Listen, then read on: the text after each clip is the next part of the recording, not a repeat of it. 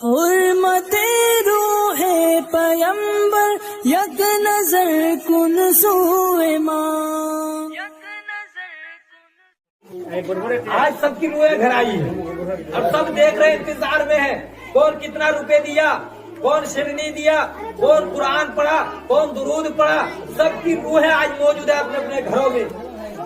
مگر کتنے ایسے گھر ہیں کہ اس کے گھر میں کوئی قرآن پڑھنے والے نہیں ہیں، نہ وہ جانتے ہیں کہ مدرسے کے بچوں کو لا کر کم سے کم قرآن پڑھا دوں، 10 روپے بچوں کو پکڑا دوں. نہیں جانتے نہیں. تو سنو، پڑھائی کی اہمیت کو آپ لوگ نہیں سمجھتے. تو ایک بچہ تھا، اس کے اندر یہ ہنر تھا، یہ جذبہ تھا، یہ شوق تھا کہ میں پڑھوں، مگر ان کے آگے پیچھے کوئی نہیں تھا. یہاں تو ماں باپ چھوڑتے نہیں ہیں بچوں کو نا، کی پڑھو بیٹی جا گھو لالڑ بجا بھوکی لالڑ بجا، اردو پڑھے نے کی ہوگے.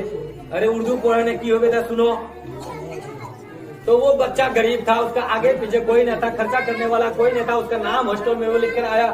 وہ گاؤں سے پڑھنے کے لیے جاتا تھا. توجہ سے بہت پیارا واقعہ ہے. وہ پڑھنے کے لیے جاتا تھا تو گاؤں والوں کو کھلبلی مچ گئی، چلبلی ہونے لگی، کانٹے چبھنے لگے. گاؤں والوں میں، ہر گاؤں میں یہ ہوتا ہے، حسد تکبر گھمنڈ. کہنے لگے ارے تیرا تو آگے پیچھے کوئی نہیں ہے، تجھے تو مزدوری میں جانا چاہیے، مزدوری کرنا چاہیے، تو پڑھتا ہے. گاؤں والے اس کے پیچھے پڑ گئے. ہوتا ہے، ہر گاؤں کا یہ دستور ہے، اگر کوئی غریب کا لڑکا پڑھ لکھ کر آگے بڑھ جائے تو لوگ اس کے پیچھے پڑ جاتے ہیں، تانے دینا شروع کر دیتے ہیں. تو اسی طرح اس بچے کے پیچھے گاؤں والے پڑ گئے، تانے دینے لگے. لاسٹ میں وہ بچہ پریشان ہو کر گاؤں کو ہی چھوڑ دیا اور ایک جنگل چلے گئے. جنگل پہنچ کر ایک جھوپڑی بنایا، وہیں سے پڑھنے کے لیے جاتے تھے. اتفاق سے ایک دن ایسا ہوا کہ بادشاہ کی بیٹی اپنے وزراء کے ساتھ، اپنے خادموں کے ساتھ جنگل سیر کرنے کے لیے چلی گئی. مگر جنگل گھنا تھا. وہاں جانے کے بعد لوگ ادھر بدھر ہو گئے، آپس میں تقسیم ہو گئے، کون کدھر گئے پتہ نہیں چلا. مگر بادشاہ کی بیٹی تنہا رہ گئی. گھنا جنگل، بادشاہ کی بیٹی تنہا رہ گئی. چلتی چلتی اسی جھوپڑی کے قریب پہنچ گئی. جا کر اس نوجوان سے عرض کرنے لگی، اے نوجوان، میں یہ تنہا ہوں، اکیلی ہوں، مجھے رہنے کے لیے جگہ دے دو. اب وہ نوجوان عرض کرتے ہیں، جہاں ایک مرد اور عورت موجود ہو، بیچ میں شیطان داخل ہو جاتا ہے. میرے پاس تو ایک ہی حجرہ ہے، ایک ہی روم ہے، میں تمہیں کیسے اندر داخل کر سکتا ہوں، میں کیسے تمہیں رہنے کی جگہ دے سکتا ہوں. پھر لڑکی التجا کرتی ہے، اے نوجوان، اگر تم مجھے رہنے کے لیے جگہ نہیں دو گے تو شیر چیتے مجھے کھا جائے گا. اب اس نوجوان کے دل میں رحم آ گیا. کہا اچھا ٹھیک ہے، چلو میرے حجرے میں، میرے روم میں، میرے کمرے میں رہ جاؤ. وہ اپنی جگہ اپنے بستر پر لے جا کر کہا کہ جاؤ میری بستر پر سو جاؤ، اللہ اللہ قربان جاؤ. وہ نوجوان چراغ جلاتے ہیں، پڑھنے کے لیے بیٹھ جاتے ہیں. لڑکی عرض کرتی ہے، اے نوجوان تو بھی سو جا. مگر نوجوان عرض کرتے ہیں، نہیں تم سو جاؤ، میں نہیں سوؤں گا، میں پڑھتا رہوں گا، میں پڑھتا رہوں گا. اب وہ لڑکی دیکھتی ہے، کیا دیکھتی ہے کہ نوجوان کچھ دیر کے بعد، یعنی تھوڑی دیر بعد اپنی انگلیوں کو چراغ کی روشنی میں ڈالتے رہتے ہیں، چراغ کی روشنی میں ڈالتے رہتے ہیں. لڑکی پریشان، آخر یہ نوجوان چراغ کی روشنی میں اپنی انگلیوں کو کیوں ڈالتے ہیں، اللہ اللہ قربان جاؤ. لڑکی پھر عرض کرتی ہے، اے نوجوان سو جا. مگر نوجوان عرض کرتے ہیں، تم سو جاؤ، میں نہیں سوؤں گا، مجھے پڑھنا ہے، اللہ اللہ. پوری رات وہ نوجوان پڑھائی میں گزار دیے. صبح ہوئی، بادشاہ اپنے وزراء کے ساتھ، اپنے خادموں کے ساتھ ڈھونڈنے کے لیے نکل. بادشاہ پریشان ہے، اگر کسی کی بھی بیٹی، کسی کی بھی اولاد رات بھر غائب رہے تو ماں باپ کو نیند نہیں آتی. بادشاہ ہے، بادشاہ کو کیسے نیند آتی. بادشاہ پہنچ گئے. صبح ہی اس نوجوان نے کہا، اے لڑکی تو جلدی سے نکل جا، اگر کوئی دیکھ لے تو مجھے تانے دینا شروع کر دیں گے، پھر لوگوں کو میں کون سا منہ دکھاؤں گا، تو جلدی سے نکل جا. جیسے ہی وہ لڑکی گھر سے نکلی، ادھر سے ان کے والد یعنی بادشاہ بھی پہنچ گئے اپنے خادموں کے ساتھ. بادشاہ نے کہا، بیٹی تم کیسی ہو، سلامت تو ہونا. بیٹی عرض کر دیا، ہاں ابو جان میں سلامت ہوں. بیٹی تم یہاں کس کے پاس تھی. بیٹی عرض کر دیا، ابو جان یہ نوجوان مجھے رہنے کے لیے جگہ دی، اگر یہ نوجوان مجھے نہ رکھتے تو آج مجھے چیتا شیر بھالو کھا جاتا. ابو جان اس نوجوان نے مجھے رہنے کے لیے جگہ دی. اب وہ بادشاہ ہے، بادشاہ سمجھتے ہیں کہ اتنے خادموں کے ساتھ، اتنے وزراء کے ساتھ میں ہوں، اب تو لوگ پوچھیں گے کہ بادشاہ کی بیٹی ایک نوجوان لڑکے کے ساتھ ایک کمرے میں اکیلے رات گزاری ہے. اللہ اللہ. بادشاہ پریشان. بادشاہ نے گھر آ کر اعلان کر دیا کہ اس کو پھانسی کے پھندے پر چڑھا دیا جائے تاکہ ان کے راج کھولنے سے پہلے ان کو پھانسی دے دی جائے, ورنہ اگر یہ نوجوان اپنے منہ کو کھول دیں گے تو میں لوگوں کے سامنے چہرہ دکھانے کے بھی لائق نہیں رہوں گا. میں لوگوں کے سامنے چہرہ کیسے دکھا سکتا ہوں؟ اللہ اللہ. بادشاہ نے اس نوجوان کو پھانسی پر چڑھانے کا حکم دے دیا گیا. اللہ اللہ. اس نوجوان کو پھانسی کے پھندے تک لے جایا گیا. اب وہ لڑکی عرض کرتی ہے, ابو جان اس نے میرے جان کی حفاظت کی اور آپ اسی کو پھانسی کے پھندے تک لے جا کر پہنچا دیا, پھانسی کا حکم سنا دیا.